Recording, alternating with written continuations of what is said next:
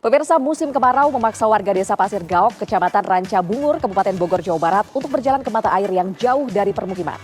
Kita ke informasi lainnya pemirsa, kekeringan terjadi di sejumlah wilayah di Indonesia, di Bogor, Jawa Barat. Musim kemarau tidak hanya memunculkan kebakaran, tapi juga krisis air bersih. Di sejumlah wilayah, sumur warga mengering hingga terpaksa memanfaatkan air sungai untuk kebutuhan harian. Kalau mendengar nama Kabupaten Bogor, mungkin yang langsung terbayang adalah hujan. Bahkan Bogor sering dijuluki sebagai kota hujan karena curah hujannya yang cukup tinggi hampir sepanjang tahun. Tapi pemandangan yang kita lihat kali ini justru berbeda. Di Kecamatan Ranca Bungur, musim kemarau yang berlangsung cukup lama mulai memberikan dampak nyata bagi masyarakat. Udah hampir sebulanan kayaknya dah. Ya, sejak nggak ada hujan, kan kemarin-kemarin hujan terus ya. Ya udah pas nggak ada hujan, nggak semua tadinya nggak langsung kering. Tapi kan Bu, kemarin sempat ada hujan kan Bu? Iya, tapi kan cuma nggak nyerap air. Cuman kayak itu hitungannya kayak ngebasahin, ngilangin debu doang. Belum nyerap ke sumur, belum.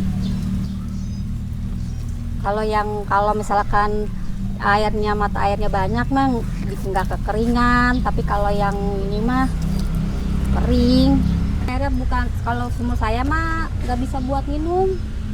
Bisa, cuman suka kayak ada kayak pasir-pasir gitu. Sumur udah lama bahala. Terus sejauh ini Bu, selama kekeringan, Ibu cara untuk mendapatkan air bersih yang layak untuk dikonsumsi gimana tuh Bu? Masih air sumur sih ada, cuman kalau buat minum belinya air galon. Soalnya kalau minum tuh jadi kayak ngeres sumur bahala. Tapi kalau mandi mah masih bisa. Cuman cara penggunaannya diirit gitu ya Bu? Iya, agak dikurangan dikit. Biasanya lumayan dah ber gitu ya.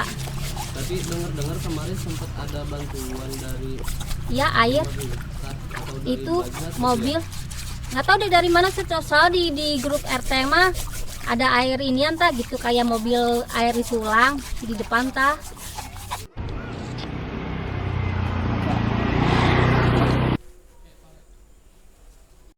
Jar, iya masih Cimulang. Sumur dan sungai yang selama ini menjadi sumber utama air bersih sekarang perlahan mulai mengering. Debit air terus berkurang dari hari ke hari, bahkan ada yang sudah tidak lagi mengeluarkan air. Seperti apa Pak melihat fenomena kekeringan itu Pak? Wah, tuh sedih aturan ada pemasukan. Ya sekarang tidak ada, dikarenakan kalau saya paksakan ini kekeringan beli ikan pada mati. Dikarenakan airnya kurang. Jumlahnya banyak gak Pak? Ya bangsa 100 ekoran lah.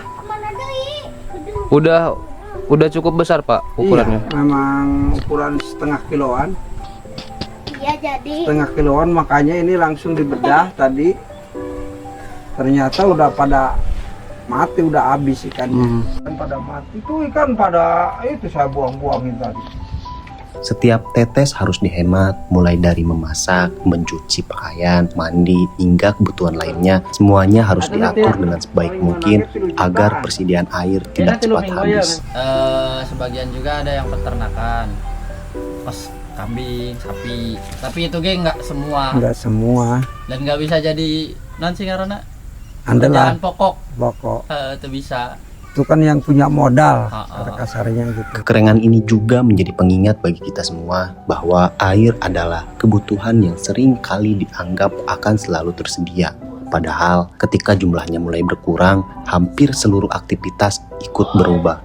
Kalau di Bantarsari itu kan terbagi dua dusun ya. Ada dusun Kristal, ada dusun Sawit. Nah yang kekeringan itu dusun Sawit. Jadi 5 RW.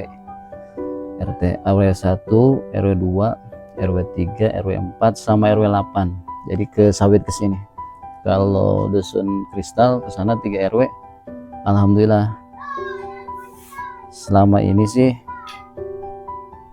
kekeringan tapi tidak 100%, masih 50% karena masih terbantu dengan sumur-sumur kobak gitu.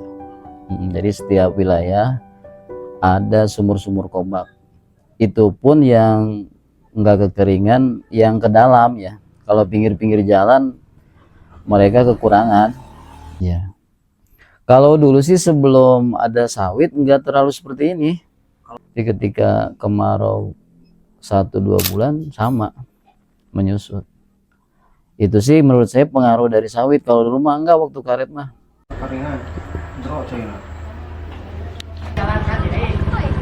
Hei.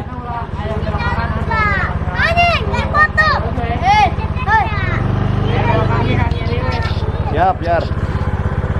Peristiwa seperti ini juga mengingatkan kita tentang pentingnya menjaga lingkungan dan menggunakan air secara bijak, karena perubahan cuaca dan musim bukan lagi sesuatu yang jauh dari kehidupan kita. Dampaknya bisa dirasakan langsung oleh masyarakat. Hari ini mungkin terjadi di Ranca Bungur, entah besok bukan tidak mungkin bisa terjadi di daerah lain. Di balik sumur yang mengering, ada harapan agar hujan segera datang. Dan di balik musim kemarau yang panjang, selalu ada keyakinan bahwa keadaan akan kembali membaik.